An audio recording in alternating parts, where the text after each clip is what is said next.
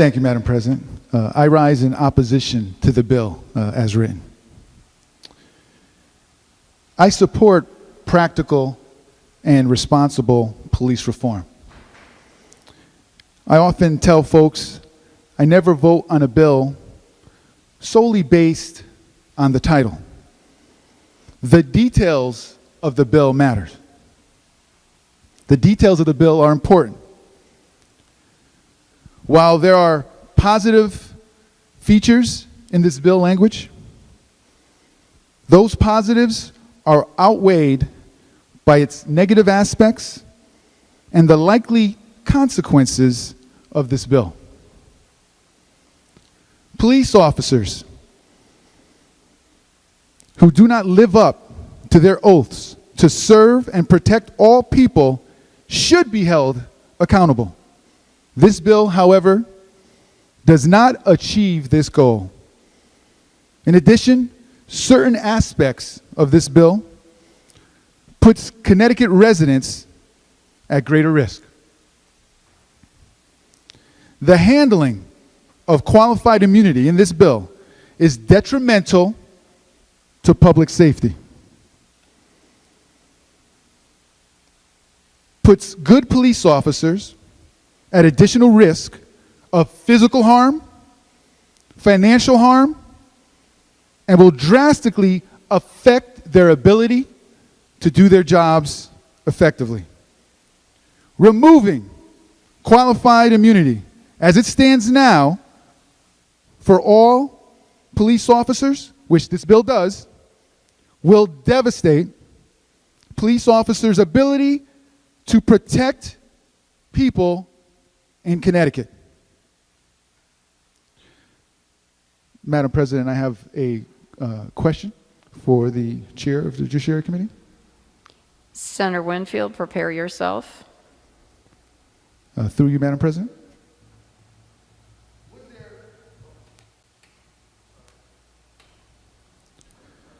Was there any consideration to the increased risk to public safety when drafting this bill? Through you, Madam President. Senator Winfield. Through you, Madam President, there was consideration to how this bill would play out in various ways. As the good senator knows, there were people of various opinions and both parties involved, so the conversation involved many things. If there's a specific place where the senator has a question about where he can narrow in on that, I would be happy to answer that. But a lot of conversation about what would happen with public safety and with policing occurred during the conversations that happened to bring us to this point. Through you, Madam President. Senator Logan. Thank you, Madam President, and I will get into more detail in a few minutes. But overall, this bill would be a blow to public safety, and I cannot and will not try to convince myself to support a bill that puts the public in more danger. I support practical and responsible police reform. Madam President, I have another question for the Chair of the Judiciary Committee. Please proceed, sir. Through you, Madam President. Was there any consideration to improve police recruiting and retention, particularly as it relates to adding more people of color and women police officers? Through you, Madam President. Senator Winfield.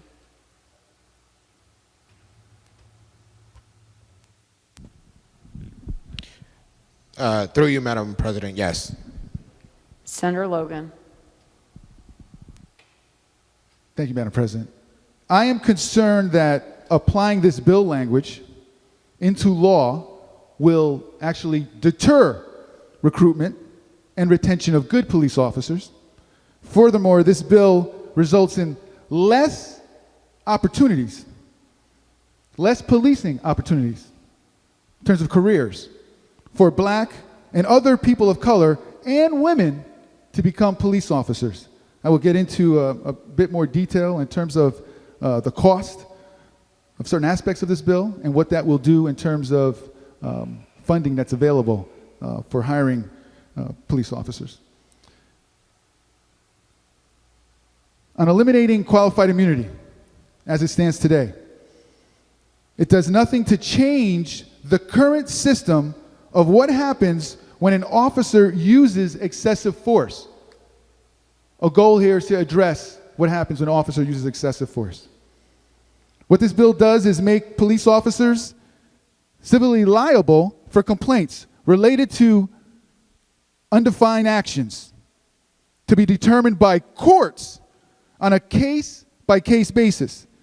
Under this bill, Connecticut courts will be left to decide what is or is not an infringement on someone's constitutional right. Police officers. When I say police officers, we must remember what we're talking about. Police officers. They're fathers. They're mothers. Single parents. They're our neighbors. They're people from our community. Police officers' personal assets and reputations will be put on the line as the courts shape policy. Under this proposed system, police officers will second guess any and all actions, even ones that are justified and in accordance with every best practice. That means to say in accordance with current accepted standards and current laws. This is because the risk of a personal lawsuit damaging their careers and their families will always be present in their minds. So in addition to risking their lives every day to keep us safe, protecting our homes, protecting our businesses, under this bill, police officers will have the extra burden of being at risk of personal lawsuits. Again, let me make it clear. I support practical and responsible police reform. I condemn police violence. I condemn police brutality. I applaud the community policing taking place in towns like Ansonia and Beacon Falls and Derby and Hamden and Naugatuck and Woodbridge and even New Haven, the town, the city that I grew up in, the city where my mother still lives. Madam President, I have a question for the Chair of the Judiciary. Prepare yourself, Senator Winfield. Please proceed, sir. Through you, Madam President, does this bill encourage community policing? Senator Winfield. Through you, Madam President, this bill doesn't encourage or discourage community policing directly, and I guess that ties to something that was said a few minutes ago as Senator Logan was explaining his position. I do think that often in the conversation of community policing, it's not simply a conversation about whether or not the police go out into the community, but also whether or not the police are part of the community, and that relates to the conversation about increasing or trying to get at the issue of minority recruitment and retention. And I would say that there's been an issue with that for a while, and how I see this bill as beneficial is, you know, if you grow up in a community where your relationship with the police are damaged, you're not likely to enter the police force. And I would like to see the police force more diversified, which is why in the original 2015 bill we had the language about the recruitment and retention, and we did something about it depending on the type of cities we have. But one of the ways that you get at that too is to do things to make people who are experiencing these relationships actually believe that you know, police can't operate in any way that they want. And in that respect, I think the bill gets at it through you, Madam President. Thank you, Senator. Senator Logan. Thank you, Madam President.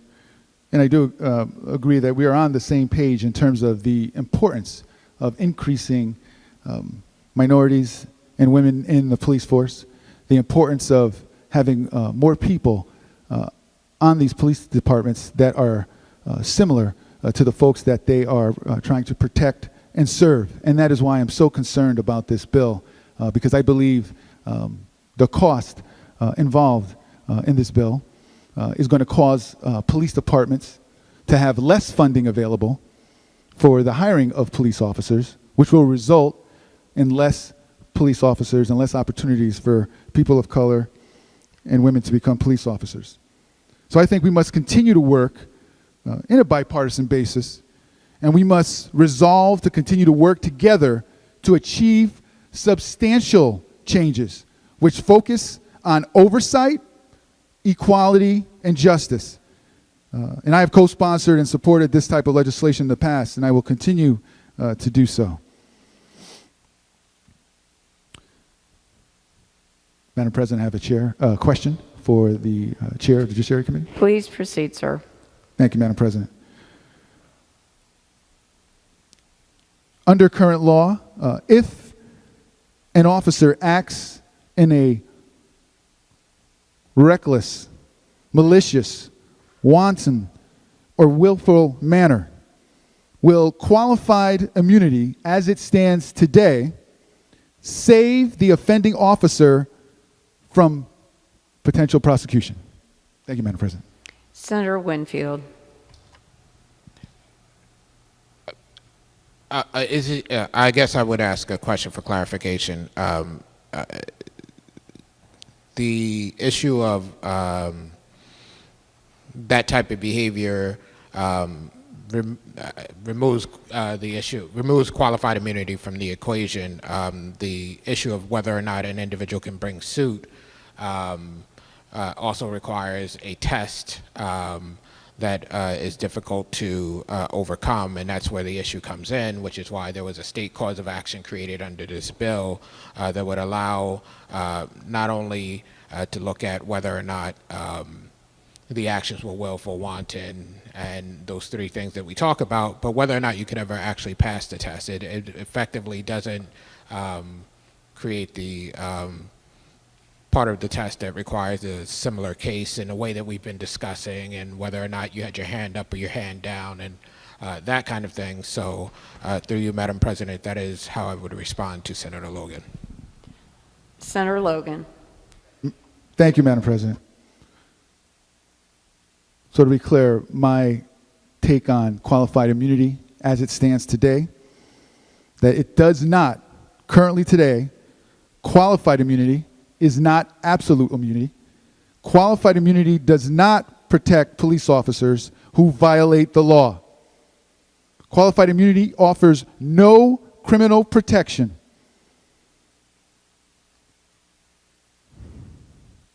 Qualified immunity offers immunity from civil lawsuits for all government, including municipal employees. That includes things like clerks and sanitation workers, town librarians. And it looks at a couple items, right, specifically. Was there a constitutional violation? Yes or no? If there was a violation, was it clearly established? That's what we have now in terms of qualified immunity. Madam President, I have another question for the Chairman of the Judiciary Committee. Please proceed, sir. Through you, Madam President. Does qualified immunity, as it stands today, serve as a screening process for frivolous lawsuits that have no merit? Through you, Madam President. Senator Winfield. Through you, Madam President, I think some people would suggest as much. I would say that as it stands today, under the current construct, which is not nearly how it began, under the current construct, it serves as a barrier. It serves as a barrier, particularly in cases that we've never experienced before, no matter how egregious the case is, no matter how terrible the case is, because there's no clearly established law. And even when there's a law that I would, or probably you would consider as clearly established, if there's a slight change in the circumstances, potentially it continues to serve as a barrier. So qualified immunity, actually, I would put it in a different way than you're suggesting, I would say it is a barrier to availing myself or yourself or anybody of what we believe to be the ability to ensure that we have the rights established for us through you, Madam President. Senator Logan. Thank you, Madam President. I think the current language, the current version, the current law, qualified immunity as it stands today, I think provides more clarity and concrete direction in terms of what constitutes a violation compared to what we have in the bill, which talks about things like police officers acting in good faith and believe that they did not violate the law. Those sorts of things are subjective that can be detrimental to police officers. I believe that the removal of qualified immunity does not increase police accountability. The whole purpose, one of the main purposes here, our goal is to increase police accountability. Qualified immunity as it stands today should remain in place, in my opinion, and it would not hurt the objective, the goal of increasing police accountability and transparency. But I believe what will happen if we remove qualified immunity as it stands today, the removal of qualified immunity will make our communities less safe. The removal of qualified immunity will make all of our communities more dangerous. I am convinced that they will make our communities more dangerous. They will make our communities more susceptible than they are now to gang violence. I believe gang violence will also spread with the elimination of qualified immunity as it stands today, because they will be more emboldened and embrazen to take up more territory, more land in our urban areas and beyond. As it stands now, we're seeing an uptick in crimes in urban areas, in crimes in the suburban areas, shootings, larceny. We have people stealing vehicles at record levels, breaking into cars. It is of concern to me.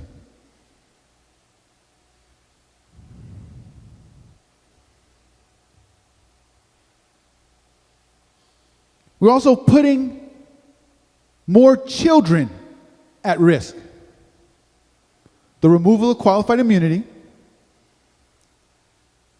and the results of doing that, making policing more expensive, forcing police departments to spend less on police officers, will result in less patrols, less police officers. This will put seniors who live in our communities. My mother, Olga, lives in New Haven in the Hills section.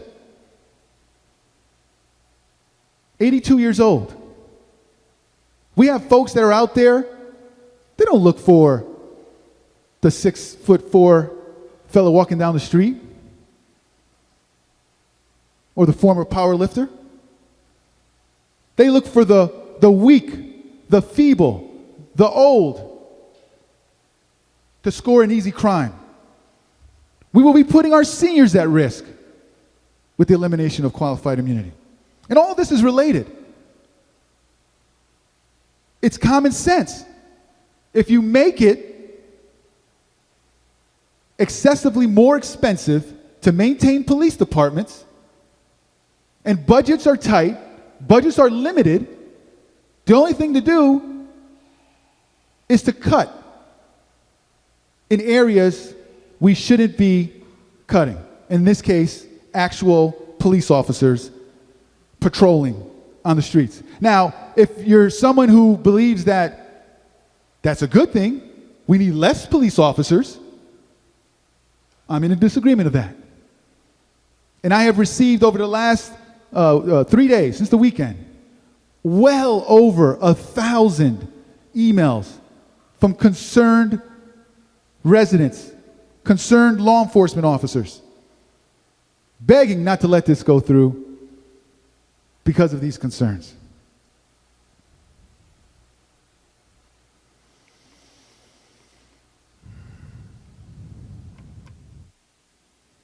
Madam President, I have a question for the chairman of the Judiciary Committee. Please proceed, sir. Do you know the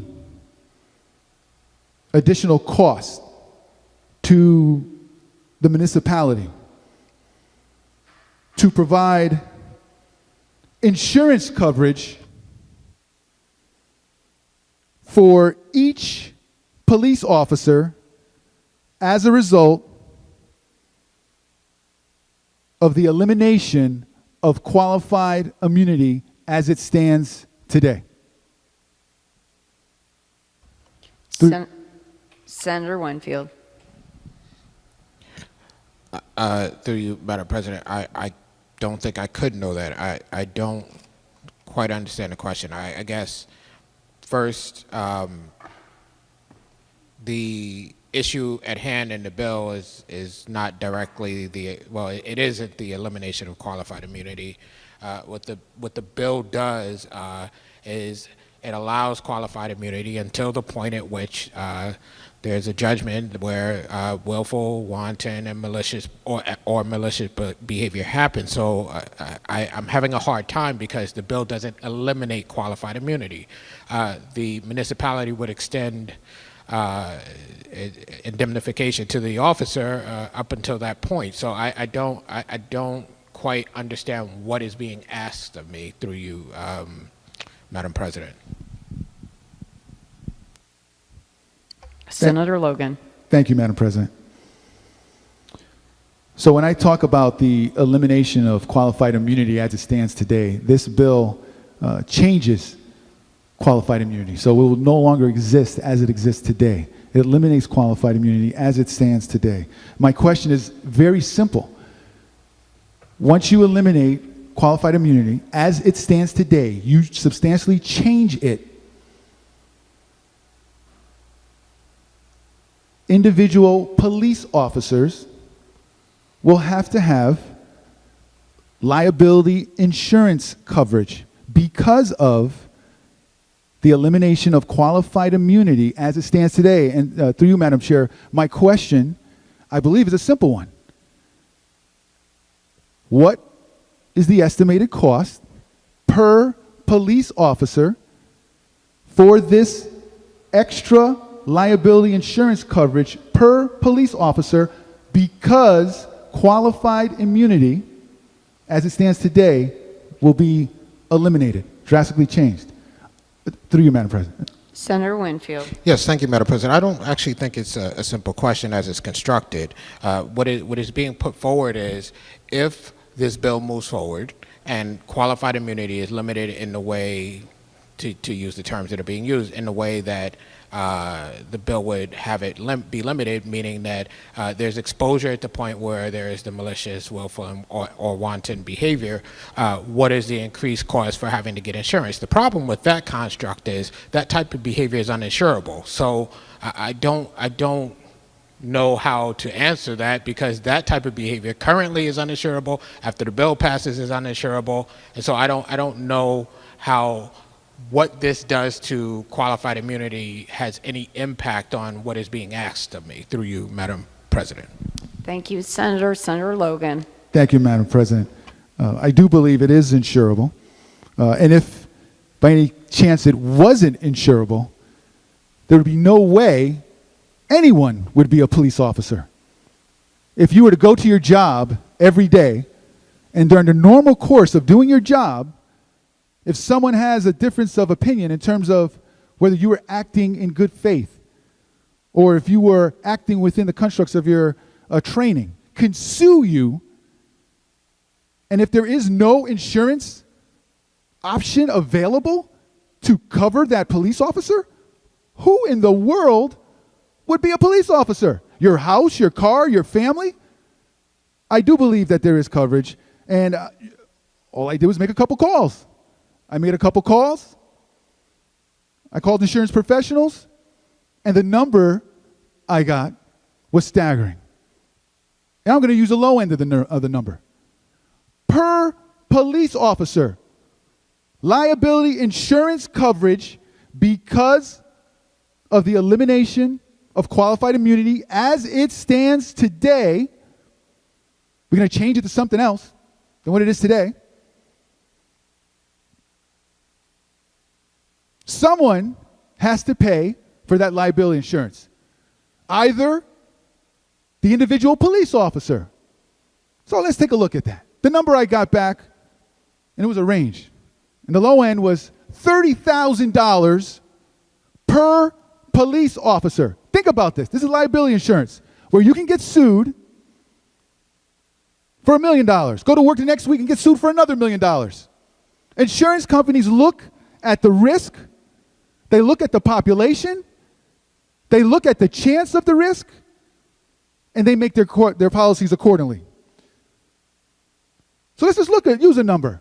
And if the good chairperson has a different number, we can use that number as well. But since he has no number, because for some reason, with this very important bill, no one decided to look at what the cost, and this is just one aspect of this bill, liability insurance for the police officer to protect themselves from financial ruin, from frivolous lawsuits, because this bill eliminates that barrier, eliminates that other government workers have from frivolous lawsuits. So they have to be protected, either by purchasing the liability insurance themselves or by others. If they purchased it themselves, you get a police officer that makes, let's say, $75,000 a year. The liability insurance is $30,000 a year. Impossible, non-starter. So what happens? The police department's going to have to pay the individual police officer more money to be able to purchase their personal liability insurance. That still falls on the police department. It still falls on the municipality. Or the municipality is just going to purchase the liability insurance directly, hopefully get some sort of group rate discount. When you take a look, I find it hard to believe that the current police union would allow their members to pay directly this personal liability insurance. So $30,000, let's use a number. But again, I'm all ears. If anyone has a different number, throw it at me. I made a couple calls. I mean, perhaps that was too difficult to do considering writing all of this very important legislation. But I made some calls. So we'll use my $30,000. And I called the police chief, Cotto, from Ansonia Police Department. I said, Chief, Cotto, how many full-time police officers are you budgeted for? He said, 45. We're a little under that right now, but we're budgeted for 45 at full force. So I said, 45 police officers. I'm not a career politician, so I've got an engineering degree, and I, good with math and numbers. So I said, $30,000 times 45 full-time police officers. The city of Ansonia, one of the smallest cities in Connecticut, $1,350,000 per year. Are you kidding me? So wait a minute, but that's a small city. If I look at Naugatuck, the borough of Naugatuck, 59 police officers, 1,770,000 per year on top of what they're already spending for all of the other services, all the other things that they're doing. And I'm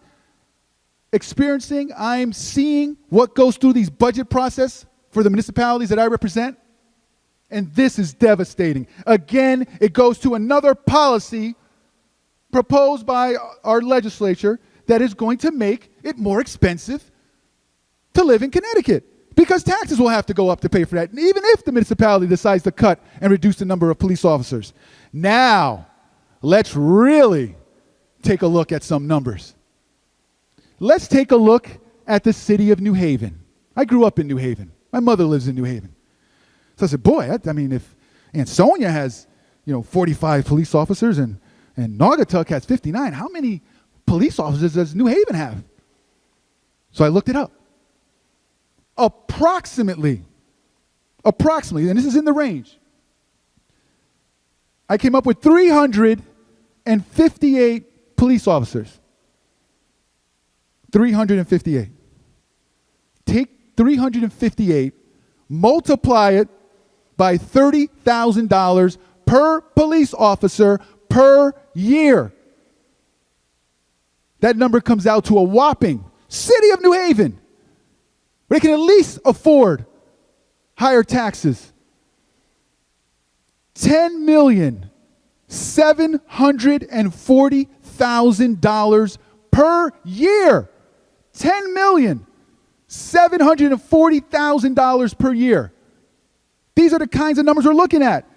And we are not even going to consider that in the discussion?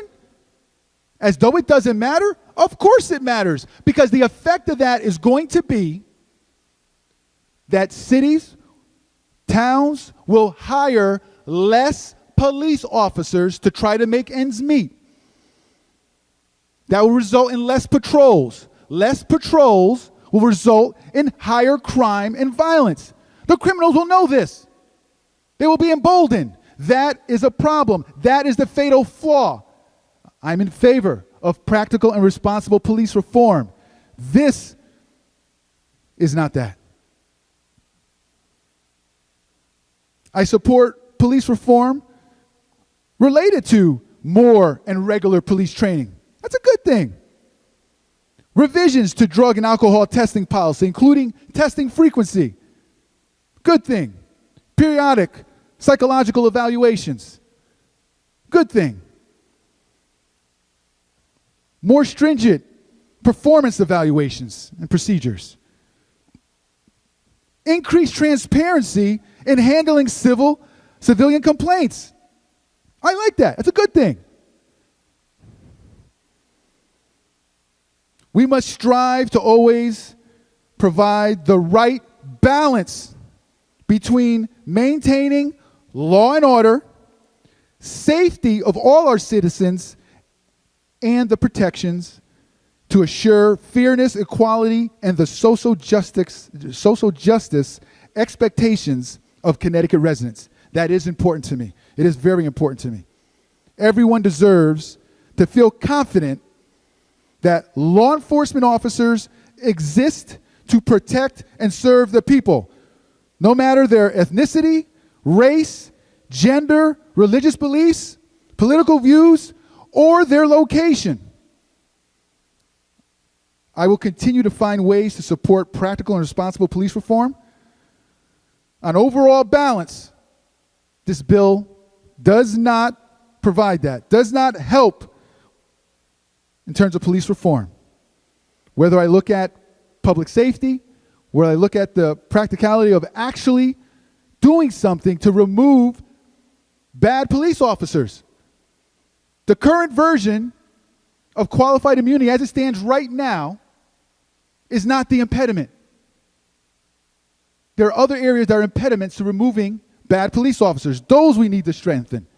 We need to strengthen training. We need to strengthen all those other things that I talked about. And again, I will continue to work hard to improve and to effectuate actual police reform. Thank you, Madam President. Thank you, Senator Logan. Will you remark further